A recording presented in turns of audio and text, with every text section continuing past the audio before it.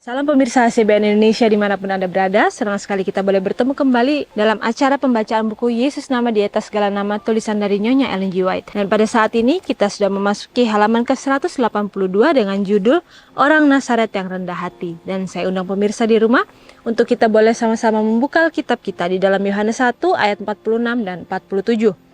Kata Natanael kepadanya, "Mungkinkah sesuatu yang baik datang dari Nazaret?" Kata Filipus kepadanya, "Mari dan lihatlah." Dalam kerendahan hati, Kristus memulai pekerjaannya yang luar biasa untuk mengangkat umat yang telah jatuh, melintasi kota-kota dan tempat-tempat belajar yang terkenal. Dia membuat rumahnya di desa Nazaret yang sederhana dan tidak dikenal.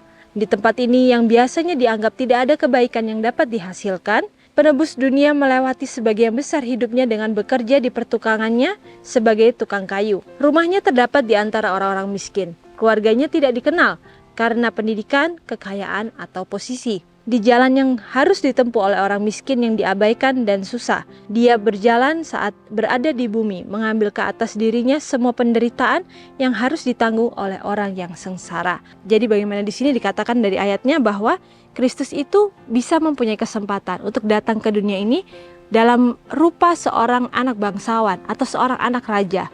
Tetapi Yesus memilih kondisi orang yang sengsara sehingga ia bisa merasakan bagaimana sulitnya seseorang itu untuk hidup dengan layak ketika ia berada dalam posisi yang sangat rendah. Bahkan di sini juga dikatakan bahwa keluarganya pun tidak dikenal karena pendidikan, kekayaan, atau posisi. Jadi kita bisa bayangkan bahwa Yesus itu mengambil rupa seorang manusia yang sama seperti kita, yang mungkin tidak ada yang sesuatu bisa dibanggakan dari keluarganya itu. Tetapi di saat ia sudah mempunyai kondisi keluarga yang seperti itu, di situ juga dikatakan ia membuat rumahnya di desa Nazaret, satu tempat yang dikatakan sangat sederhana dan tidak dikenal. Jadi bagaimana Yesus pun memilih untuk membuat rumahnya itu di desa Nazaret itu, karena kita tahu bahwa desa Nazaret itu terkenal dengan para penjahatnya. Maka dari itulah Natanael dalam ayat ini mengatakan, apakah ada sesuatu yang baik yang datang dari Nazaret? Dan disitulah juga dikatakan bahwa penebus dunia ini melewati sebagian besar kehidupannya di tempat pertukangan kayu ayahnya. Jadi bagaimana di sana pun Yesus juga melakukan pekerjaan. Ia juga bekerja keras. Bahkan dikatakan ia juga melakukan pekerjaan sebagai tukang kayu itu dengan sangat detail. Bahkan Roh Nubuat mengatakan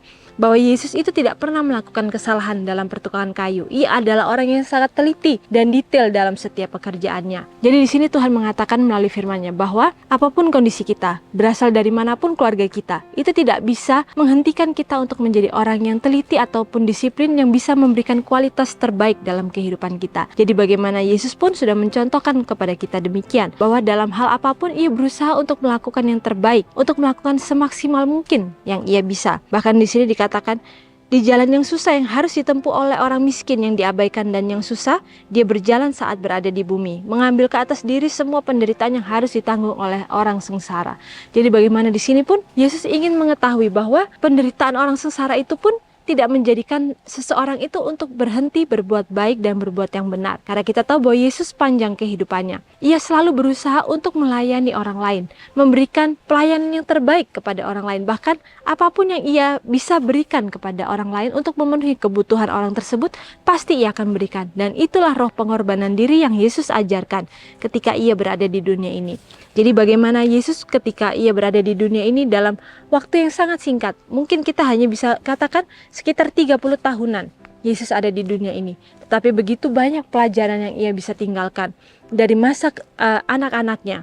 Bagaimana ia selalu menurut kepada ayah dan ibunya. Dan di samping itu ia selalu menurut kepada bapaknya. Tidak ada satu orang pun yang bisa membuat Yesus itu untuk tidak menuruti hukum-hukum Tuhan. Jadi bagaimana hukum-hukum Tuhan itu oleh ibunya sudah diajarkan sejak ia masih kecil. Dan itulah membuat ia menjadi pribadi yang tangguh ketika ia sudah dewasa. Lalu di sini dikatakan ada kebanggaan orang Yahudi bahwa Mesias akan datang sebagai seorang raja, menaklukkan musuh-musuhnya dan menginjak-injak orang kafir dalam murkanya. Tetapi bukalah misi Kristus untuk meninggikan pria dan wanita dengan melayani kesombongan mereka. Dia orang Nazaret yang rendah hati, mungkin telah menghina kesombongan dunia karena dia adalah komandan di istana surgawi.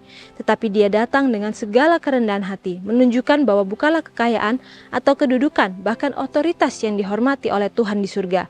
Tetapi bahwa dia menghormati hal yang menyesal, yang dimuliakan oleh kuasa kasih karunia Kristus. Ya, jadi bagaimana di sini kita tahu bahwa orang-orang pada zaman itu menginginkan bahwa Mesias itu berasal dari lingkungan keluarga bangsawan atau keluarga seorang raja yang dikatakan akan datang dan menaklukkan musuh-musuhnya, menginjak orang-orang kafir, bahkan dalam murkanya.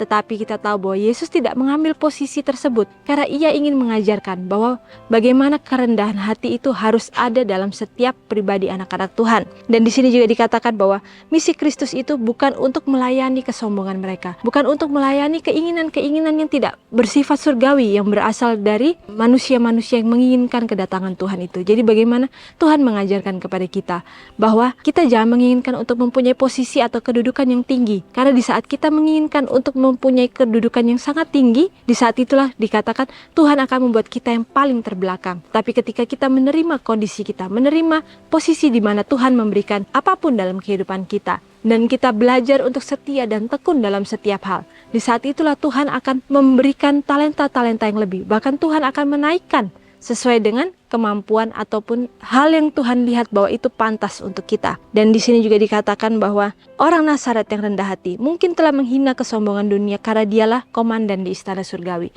Kita tahu bahwa Yesus itu yang tadinya dikatakan adalah komandan di surga.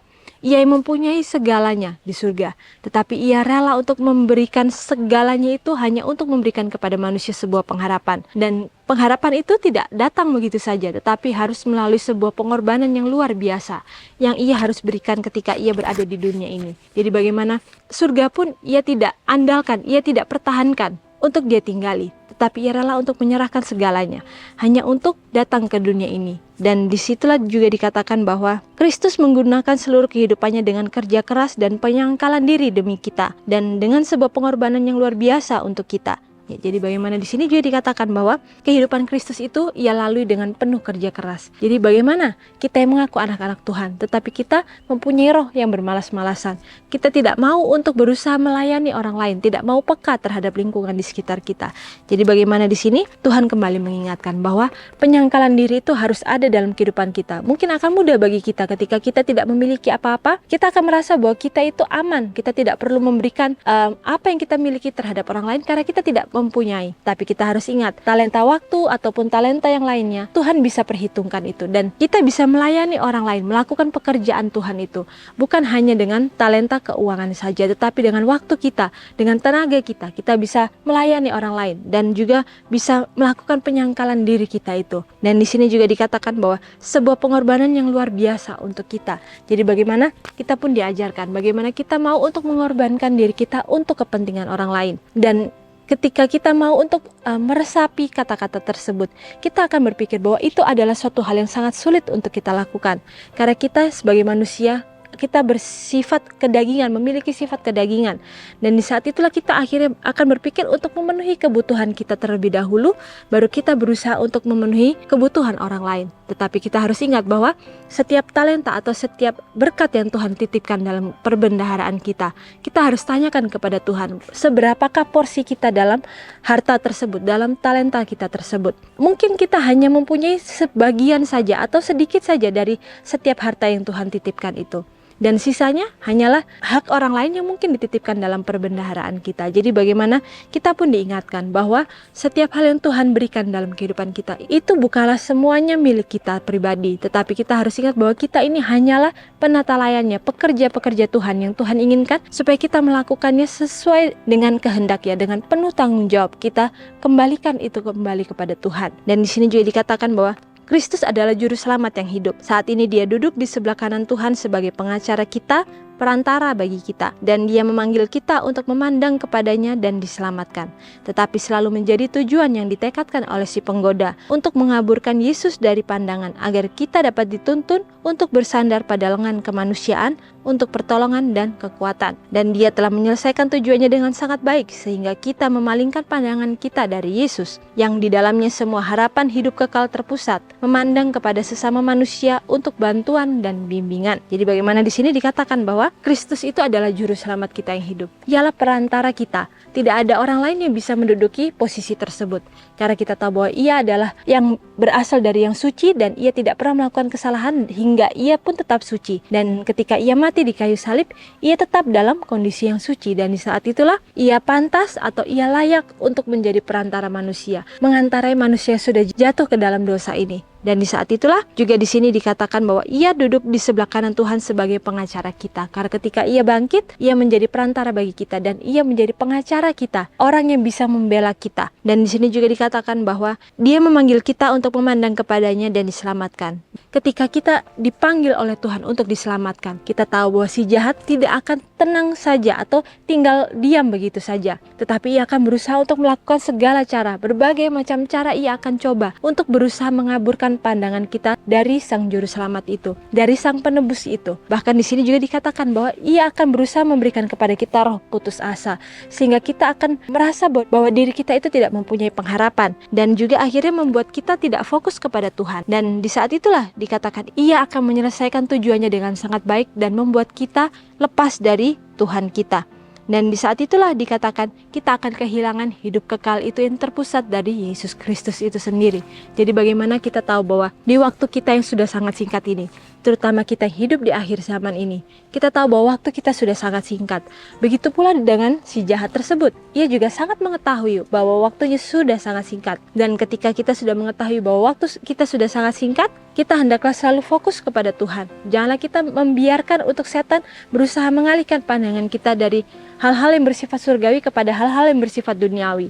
Bagaimana setan akan berusaha untuk memberikan kepada kita posisi yang nyaman, kedudukan yang nyaman, sehingga kita terlena, kita terbuai dengan segala kenyamanan dunia ini. Ketika kita mengalami ujian-ujian yang Tuhan izinkan untuk ada dalam kehidupan kita, seringkali kita datang kepada sesama manusia untuk meminta bantuan dan bimbingan. Tetapi kita harus ingat, mengapa kita harus datang kepada sesama manusia untuk meminta bantuan atau bimbingan, ketika mereka pun juga meminta bantuan daripada Tuhan. Jadi mengapa kita tidak langsung datang kepada Tuhan saja, lalu kita meminta bantuan dan bimbingan hanya daripadanya? Karena kita tahu bahwa bantuan dan bimbingan daripada Tuhan itu tidak akan pernah gagal dalam kehidupan kita. Ia pasti akan memberikan yang terbaik dengan jalannya yang benar, sesuai dengan apa yang Tuhan rancangkan, bahwa itu adalah membawa kepada kita sebuah damai sejahtera. Tetapi mungkin ketika kita datang kepada manusia, mungkin nasihat-nasihat yang diberikan kita akan rasa bahwa itu sebuah kebenaran, tetapi belum tentu itu adalah kebenaran di mata Tuhan. Jadi hendaklah kita selalu meminta hikmat yang berasal daripada Tuhan saja. Lalu juga dikatakan sebagaimana ular ditinggikan di padang belantara oleh Musa, agar semua yang telah digigit oleh ular-ular yang ganas dapat melihat dan hidup, demikian pula anak manusia harus ditinggikan di hadapan dunia oleh para hambanya. Tertulis dalam buku Review and Herald, September 29 tahun 1896. Jadi bagaimana sama seperti tongkat ular itu yang sudah ditinggikan, di mana setiap orang yang menderita sakit atau yang digigit ular pun, semua harus memandang kepada ular tersebut sehingga mereka bisa dipulihkan. Dan sama seperti itu juga kita harus memandang kepada Juru Selamat kita, yaitu Yesus Kristus, yang bisa memulihkan kita dari segala penyakit rohani kita maupun penyakit jasmani kita. Jadi ketika kita merasa bahwa diri kita sakit, kita membutuhkan seorang dokter. Dan dokter yang sejati itu, yang di atas segala dokter, adalah Tuhan kita sendiri. Jadi bagaimana? Itulah firman Tuhan mengingatkan kembali kepada kita. Hendaklah kita datang kepadanya dan meminta hikmat selalu, tuntunan daripadanya, sehingga kita tidak mencari jalan-jalan kita sendiri, tetapi hendaklah jalan kita itu hanyalah berasal dari tuntunan dari Roh Kudus itu saja. Lalu di sini dikatakan, renungkan lebih dalam. Bagaimana saya menolak godaan dunia untuk kekuasaan, kekayaan, dan ketenaran? Dan itu bisa kita jawab masing-masing dalam hati kita. Bagaimana kita bisa menolak godaan-godaan yang setan berikan dalam kehidupan kita, yang akan membuat kita lebih nyaman, dan kita mungkin akan lebih tenar, dan kita merasa bahwa kita akan lebih berkuasa di saat kita memiliki semua hal yang bersifat duniawi. Tetapi kita harus ingat kembali bahwa setiap hal itu adalah titipan Tuhan, dan kita harus menggunakan setiap hal. Talenta yang Tuhan titipkan itu adalah untuk kemuliaan nama Tuhan. Jadi biarlah melalui firman Tuhan yang begitu singkat ini, kita kembali bisa mengingat bahwa Tuhan itu adalah Tuhan yang rendah hati, yang mau untuk diajar. Begitu pula dengan kita anak-anaknya.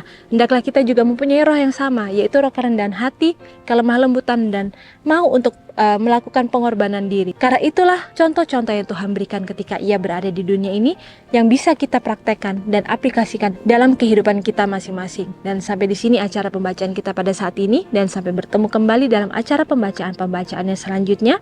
Tuhan memberkati.